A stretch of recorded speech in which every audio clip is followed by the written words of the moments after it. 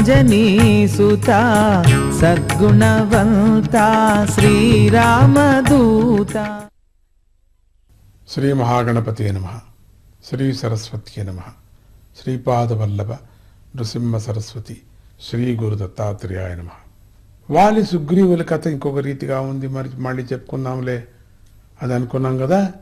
అది కొంచెం సూక్ష్మంగా అదేమిటో చూద్దాం. కుంజరుడి అన్నదమ్ముల పిల్లల్లో వృక్ష రజసుడు అనేటువంటి వాడు ఉండేవాడు. వాడు అంజనాదేవిని స్వంత చెల్లెలిలాగానే చాలా ప్రేమగా చూసుకుంటూ ఉండేవాడు. ఆ వృక్ష రజసుడికి ఎగరటం మంచి సరదా ఉండేది. ఈ రోజుల్లో దాన్ని లాంగ్ జంప్, హై జంప్ అంటారు కదా, అటువంటిది. వృక్ష రజసుడికి దానిలో మంచి నేర్పు ఉండేది. ఆ సరదాతో ఒకసారి ఒక కొండ మీద నుంచి మరొక కొండ మీదకి దూకుతూ మేరు పర్వతం దాకా వెళ్ళిపోయాడు. మేరు పర్వతం అంటే ఉత్తర ధ్రువం అని చెప్పవచ్చు.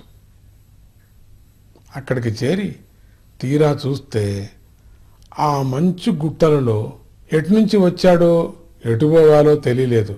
తానెందుకు ఇక్కడికి వచ్చానో అనిపించింది. తినటానికి ఆహారం లేదు, ఏమీ దొరకలేదు. అక్కడ మంచు కొండలు ఏం దొరుకుతుంది?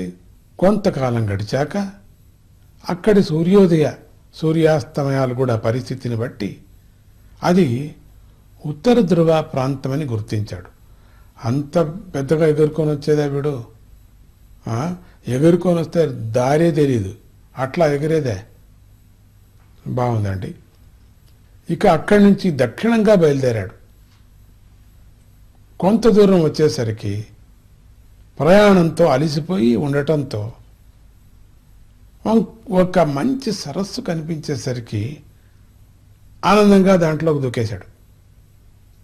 దూకి పైకి లేచేసరికి తాను చూశారు, ఆడకోతిగా మారిపోయి ఉన్నాడు.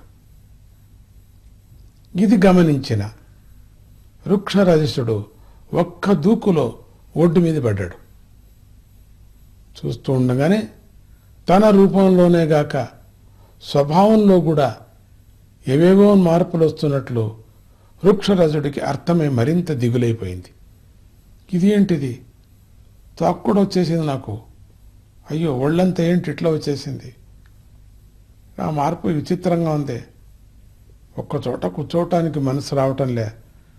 ఒళ్ళంతా గీక్కొని పీక్కొని ఎగటం అనిపించేసింది. ఏంటి ఇంత మార్పుగా వస్తున్నది ఇది? అయినా మార్పు ఆగటం లేదు. మెల్లగా తన నడకల్లో, చూపుల్లో ఆడతనం, మనసులో భయము, సిగ్గు, ఇలా వరుసగా మార్పులు వచ్చేశాయి. దీనికి అంతటికీ కారణమైనటువంటి ఆ ప్రదేశం ఇంద్రుడి ఆధీనంలో ఉన్నటువంటి గంధర్వ విహార ప్రదేశం. ఆ సరస్సు ఒక వింత దేవత సరస్సు. దానిలో మగవాడు ఒకసారి మునిగితే ఆడదానిగా మారతాడు. ఆ ఆడది మరోసారి మునిగితే మళ్ళీ మగవాడుగా మారిపోతాడు. ఆడవాళ్ళకైనా ఎవరికైనా ఇలాగే జరుగుతూ వచ్చింది. ఇదంతా వృక్షధరుడికి తెలియదు. తనలో వచ్చిన మార్పులకు కంగారు పడుతూ ఆడకోతిలాగానే బెదురు చూపులు చూస్తూ చూస్తూ చూస్తూ ఆ చుట్టుపక్కల అటు ఇటు తిరుగుతూ ఉన్నాడు. అక్కడి నుంచి ఎక్కడికి వెళ్ళటం లేదు. సిగ్గుగా ఉంది. చూస్తాం తర్వాత ఏమవుతుందో, మార్పు ఎట్లా వస్తుందా రాదా. జై గురుదత్త, శ్రీ గురుదత్త.